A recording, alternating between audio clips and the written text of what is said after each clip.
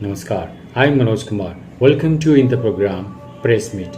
In this program, we cover press conference, media interaction, and a speech of the chief guest at the program. So, without spending so much time, let's go to the video. उद्देश्य तो party के संगठन को मजबूत करना और आज सबसे बड़ी खुशी की बात यह है कि 2-3 स्टॉलवर्ड बड़े प्रसिद्ध नाम हमारी पार्टी में जुड़े हैं। मैं उनका स्वागत करने आया, उनको पार्टी ज्वाइन कराना आया। और चंडीगढ़ यूनियन टेरिटरी पंजाब में हमारे अध्यक्ष हैं मंजीत सिंह जी, हरियाणा में हमारे अध्यक्ष हैं रविंदर मरसौर जी XMLA। चंडीगढ़ में हमारा संगठन नहीं था तो चंडीगढ़ में आज कई लोगों को ज्वाइन कराया और बहुत ही शीघ्र हम चंडीगढ़ का संगठन अनाउंस करेंगे। एक बात। दूसरा ये है कि चंडीगढ़ में ये यूनियन टेरिटरी है।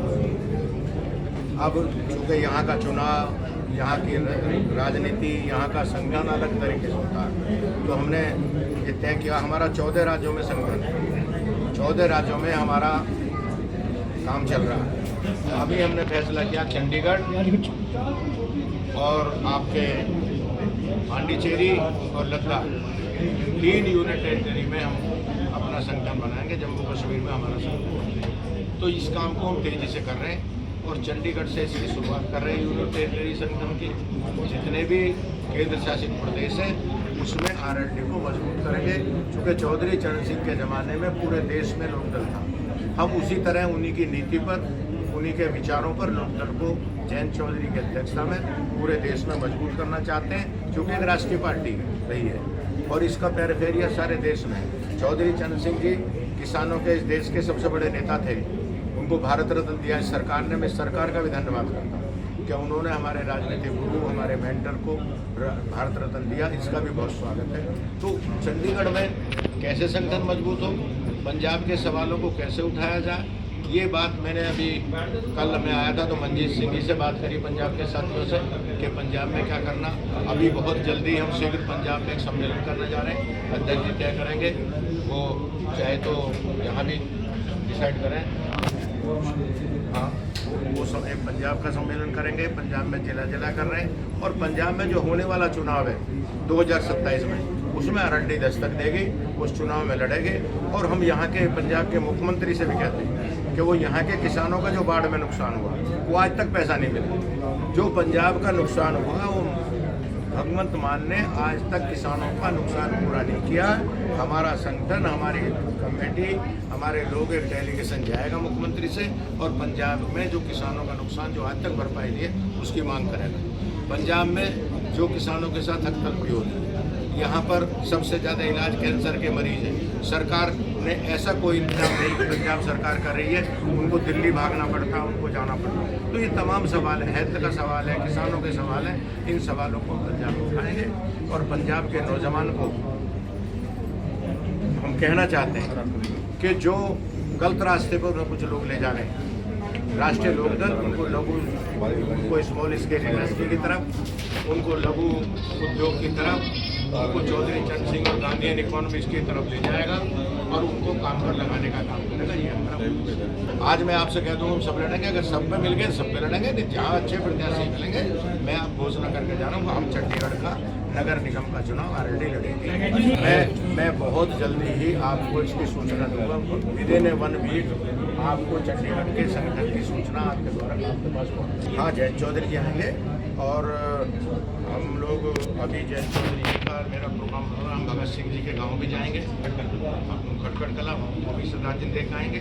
और पंजाब चूँकि किसानी का स्टेट है, पंजाब और लोकदल 22 वर्षा हैं। लोकदल गांव मजदूर किसान की बात करता है और पंजाब उसके लिए सबसे उपयुक्त स्थान है, इसलिए लोकदल वहाँ मजबूती से काम करेगा, किसान की, नौजवान की, बेरोजगारों की बात करेगा और हम चुनाव लड़ेंगे। हमारा मुद्दा तो 3 ही मुद्दे हैं, महिला सशक्तिकरण, किसानों का गांव किसान की बहादुरी और नौजवान को काम देना, यही सबसे बड़े मुद्दे हैं। और इस देश की 80% 90% आबादी, बाकी तो देखिए दौलत कमाने वाले लोग हैं, उसको मैनेज करने वाले, तो जो दौलत पैदा करते हैं उनके साथ लोकदल खड़ा है। यही हमारा मुद्दा। ये भविष्य के गर्त में है, हमको चुनाव लड़ना। रहा सवाल गठबंधन का, ये चीज़ें दिल्ली में तय होंगी। मैं संगठन देखता हूँ, पार्टी का काम करता हूँ और इंडिया का जनरल सेक्रेटरी ऑर्गेनाइजेशन हम संगठन बना रहे हैं और राजनीतिक दल चुनाव लड़ने के होता। अब तो साधु समाज चुनाव लड़ रहा भाई, तो साधु राजनीति मांगे तो हम तो आए राजनीति में घोषणा करके हमें चुनाव लड़ना, इसलिए हम चुनाव लड़ेंगे। गठबंधन जब होगा तो आपको पता लग जाएगा, नहीं होगा अकेले लड़ेंगे, गठबंधन होगा तो गठबंधन। एनडीए में हम दिल्ली में हैं, उत्तर प्रदेश में हमारा गठबंधन हो चुका है, दिल्ली में हमारा गठबंधन हो चुका है लोकसभा। आगे किस किस राज्य में होगा ये भविष्य में तय करा जाएगा। होगा ठीक है, अच्छी बात है, मिलकर लड़ेंगे। हम पहले अपनी तैयारी कर लें। और दोस्ती कभी भी ऐसे नहीं होती, दोस्ती ताकत के आधार पर। अगर लोकदल के किसानों में ताकत होगी तो आपसे कोई भी बात नहीं। अगर हम चंडीगढ़ में हमारे साथी नगर निगम में अपनी ताकत बना देंगे और वहाँ नए नए लड़कों को खड़ा करके और वहाँ की समस्याओं के लिए लड़ेंगे तो हमसे कोई भी बात करेंगे। हम अकेले भी लड़ सकते हैं, मिलकर भी लड़ सकते हैं। ये अभी ये सवाल खुला हुआ है। ऐसा देखता हूँ कि आज सरकार भी उस पर चल पड़ी है। आज हमारे पास काम कम है, आदमी ज़्यादा, और हम एक बटन दबाते हैं तो हम 1000 नौजवानों का काम खा जाते हैं। ठीक है, जहाज़ बनाइए, अणुपरमाणु बनाइए, कोई और चीज़ बनाइए, कार बनाइए, टीवी बनाइए, पर जो काम हाथ से हो सकता है उसके लिए तो हाथ का काम करो। आज दुनिया भर में कॉटन सबसे महंगा है। जो है पॉलिस्टर मिक्स पहनते हो तो ये तो काटने लगाना शरीर में, कॉटन की जरूरत पड़ गई ना। इस हाथ से क्यों नहीं बनवाते सारे कपड़े? ऐसी प्लान क्यों नहीं होती इस देश में कि गांव गांव में पावर लूम लगे, लड़कों को लोन दिया जाए और वो किसान कपास उगाए, मजदूर उसकी पूनी बनाए, उसका धागा बने और कॉटन से कपड़े बनाए। महात्मा गांधी ने जब चरखा लेकर बैठे थे तो कुछ लोगों को समझ नहीं है, उस चरखे से 1 करोड़ लोगों को रोजगार मिला था उस जमाने में, 33 करोड़। तो गांधी जी का चरखे का मतलब है काम देना, हमारा स्मॉल स्केल का मतलब है लोगों को काम देना।